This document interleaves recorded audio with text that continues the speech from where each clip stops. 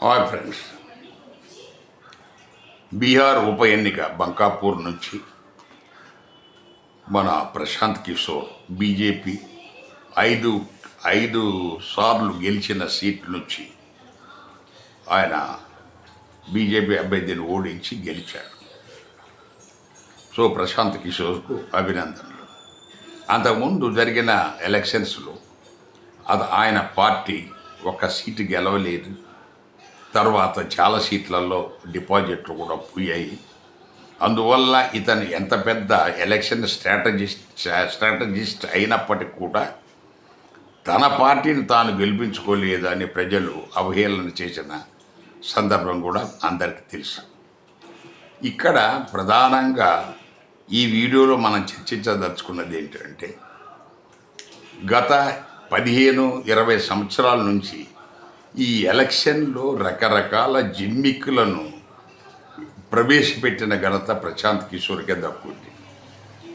So రకరకాల జిమ్మిక్కులు ఆ party గెలిపించాలంటే ఒకతన్ని పడగొట్టాలా, ఒకరిని కొట్టాలా, తిట్టాలా, లేకపోతే ఏదో ఆయన మీద హత్యా ప్రయత్నం జరిగినట్టుగా.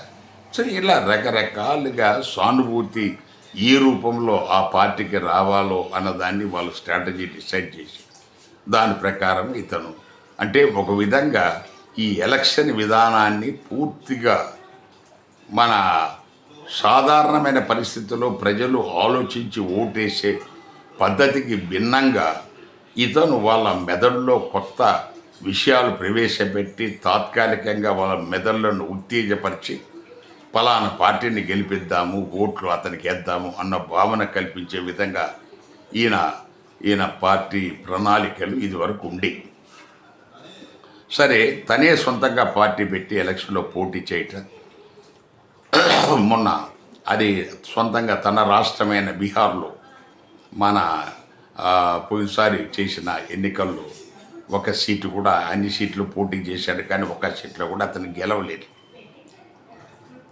పైగా చాలా సీట్లలో వాళ్ళకు డిపాజిట్లు కూడా కోల్పోయారు. సో దీంతో ప్రశాంత్ కిషోర్ పని అయిపోయింది అని అనుకున్నాను. కానీ ఇప్పుడు అతను గెలవటం అనేది అది ఒక కొత్త మన ఆలోచనను మళ్ళా ప్రజల్లో లేవనెత్తి, ఇక్కడ మనం చర్చించాల్సింది ఏంటంటే, ప్రశాంత్ కిషోర్ బీహార్ను మనము బాగు చెయ్యాలి అని, బీహార్ను బాగు చేయాలి. బీహార్ అనేది అత్యంత దురదృష్టకరమైన రాష్ట్రం. అలా చెప్పడానికి మనకు బాధపడతాం.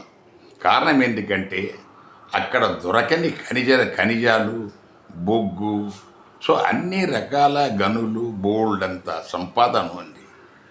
కానీ అవినీతి పెచ్చుమీరి ఉంది, దౌర్జన్యం పెచ్చుమీరి ఉంది, మనకు ఈ నిరుద్యోగం అంతకంటే పెచ్చుమీరి ఉంది. సో వీటి నుంచి ప్రజలను సరైన మార్గంలో నడిపి రాష్ట్రాన్ని అభివృద్ధిలోకి తీసుకొద్దామని ఇంతవరకు ఏ ప్రభుత్వము, ఏ పార్టీ పని చేయలేదు.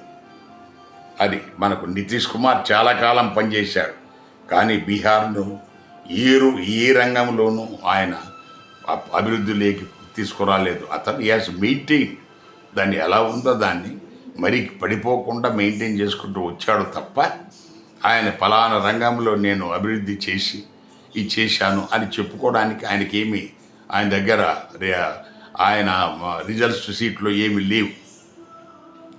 సో ఇక్కడ ఈ ప్రశాంత్ కిషోర్ అక్కడ గెలవడంతో ఆయన ఈ అసెంబ్లీని లేకపోతే ఈ ప్రభుత్వాన్ని ఆయన ఏదో ప్రశ్నించే శక్తి వస్తుందని కాదు.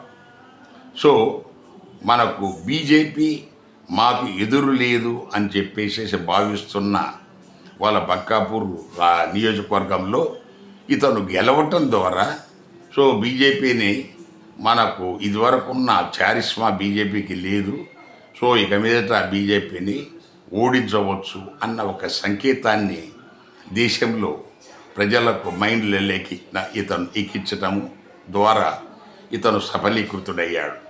ఇక రెండవ విషయానికి వస్తే, ఇతను మన ఈ రానున్న కాలంలో ఆ, మనకు ఎక్కువ సీట్లు గెలుచుకోవటం ద్వారా ఈ రాజ్యాధికార సాధనలలో ఒక భాగంగా మారితే తప్పకుండా తన వంతు శక్తి కొలది తాను ఆ, మనకు రాష్ట్రాభివృద్ధికి కృషి చేయవచ్చు అతనికి నిజంగా నిజాయితీ ఉంటే. బట్ వాస్తవం రానున్న కాలంలో మాత్రమే మనకు తెలుస్తూ ఉంటుంది. ఇక్కడ ముఖ్యంగా ఇంకొక విషయం కూడా, ఈ ప్రశాంత్ కిషోర్ మన ఏదో తెలంగాణ తెలంగాణలో కాంగ్రెస్ తుడిచిపెట్టేస్తాను, మా బీఆర్ ఐఏఎస్ అధికారుల గురించి రేవంత్ రెడ్డి గారు ఆయన నెగిటివ్గా తప్పుగా మాట్లాడారు అన్న మాటలు కూడా ఈ మధ్య సర్క్యులేషన్లో ఉన్నాయి. రేవంత్ రెడ్డి గారు అన్న మాట తప్పేమీ లేదు, అది వాస్తవం, 100% వాస్తవం. ఏ కమిషన్ వేసుకున్నా కూడా మీకు ఇక్కడ తెలుస్తుంది. ఏ ఏ జ్యుడిషియల్ కమిషన్ వేసి వెరిఫై చేసినా కూడా ఎన్ని విషయాలలో మనకు ఈ బీఆర్ఎస్ ప్రభుత్వానికి ఈ అవినీతిని తారస్థాయికి తీసుకెళ్ళడానికి అందులో ఎవరెవరు భాగస్వాములు ప్రజలందరికీ తెలుసు. అందువల్ల అలాంటి దానికి ఇక్కడ జరిగిన దానికి మీకు తెలుసుకోకుండా దాని మీద మీరు ప్రతిజ్ఞ చేయటం అనేది సరైన విషయం కాదు. అది కూడా తెలుసుకోవాలి. Thank you.